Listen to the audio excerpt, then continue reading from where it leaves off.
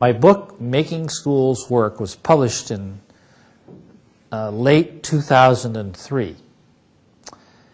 And that book reported on my research on 223 schools across the U.S. in half a dozen public school districts. And the point of it was to find out whether a decentralized school district will produce better student achievement. And it does. Just like in business. Once you get to be medium-sized or large, you've got to decentralize and give each unit manager control over their budget, their plans, and their execution. Traditional public schools don't do that. They don't let the principal decide who to hire, nor how many teachers of which kind, nor how many staff. That's all done by formula. They don't let principals decide what professional development courses their teachers may take or should take. The central office does that. They don't let principals decide how many periods there should be in a day or how long those should be, nor what books to use, nor what curriculum to deliver to meet the state standards. Central office does all that. In a decentralized school, the principal does all that.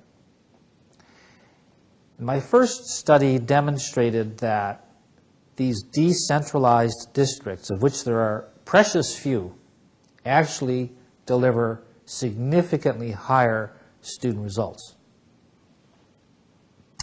Not many people bought the book, but the people who did buy it took it very seriously, and as a result, New York, Chicago, and Boston are now implementing those ideas in pilot programs or in phased programs. And other districts, including Seattle and Houston, which I studied, have been at it, have been doing this decentralization for nearly 10 years now. Also, San Francisco, Oakland, St. Paul, in the entire state of Hawaii, are all beginning to implement this decentralized approach. And several other districts I know have hired consultants and are starting to seriously look at the possibility. So it's kind of interesting. I was in New York 2 months ago and met with my literary agent. And I met with my editor at Simon & Schuster to talk about what I should do next. And I had in mind a couple of ideas. I thought I might do a study and write a book about how to manage creativity, which is something that's been interesting to me, whether you're running a biotech firm or whether you're running a company like Pixar or whether you're running Apple or Sony or whatever it is. How do you manage really creative people and processes? Or I thought I might do a follow-on study on the public schools. But I kind of decided I wasn't going to do another study of the public schools because it seemed to me that nobody in education really wanted me to do it. They don't really care. In fact, I think most of the people in the education world would just as soon I'd go away, because what I'm saying is they've got to change fundamentally the way they do things. Nobody wants to hear that message in any industry. And then I went to my college reunion in Williamstown, Massachusetts in June. And they had asked me to give a talk, which I did. And for the whole weekend, I had classmates and friends come up to me and say, "Bill, that's so exciting, what you're doing and what you've learned. You've got to keep it up." And I said to all of them, I think I'm going to quit doing this research. It's thankless. Nobody cares. Nobody buys the book. Now, there are some people who are taking it really seriously, and they're in places that matter, like New York, Chicago, and Boston, and like St. Paul and San Francisco and Oakland.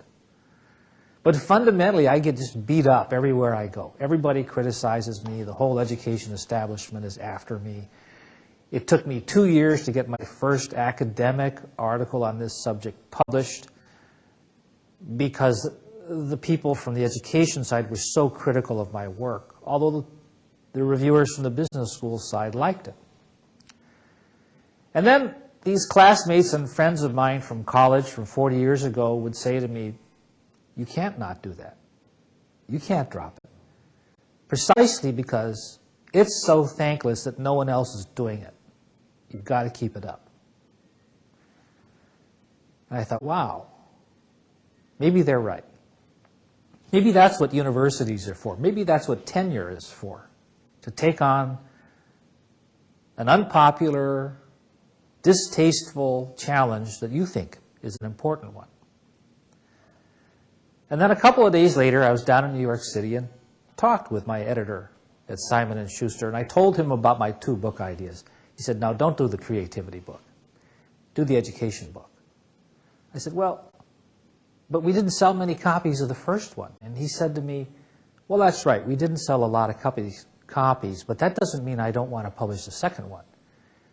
He said, the work you're involved in is so important, and no one else is doing anything like it.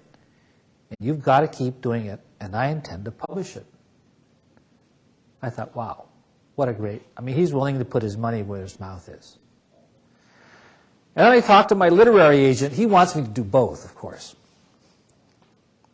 And I haven't decided yet whether I'll do the managing creativity one or not. But I got home so cranked up that I immediately went to work on the follow-on study and have started it. Raised $500,000. I got another $500,000 to go. I'm hiring staff right now. And I spent the last month flying around the country and meeting with the superintendents in Boston and Chicago and New York and Oakland and St. Paul and Seattle and so on. So I'm off doing it. I think it's about the most important thing I could be spending my time on right now. And fortunately, I have the freedom to decide to spend the rest of my career studying whatever I think is really important.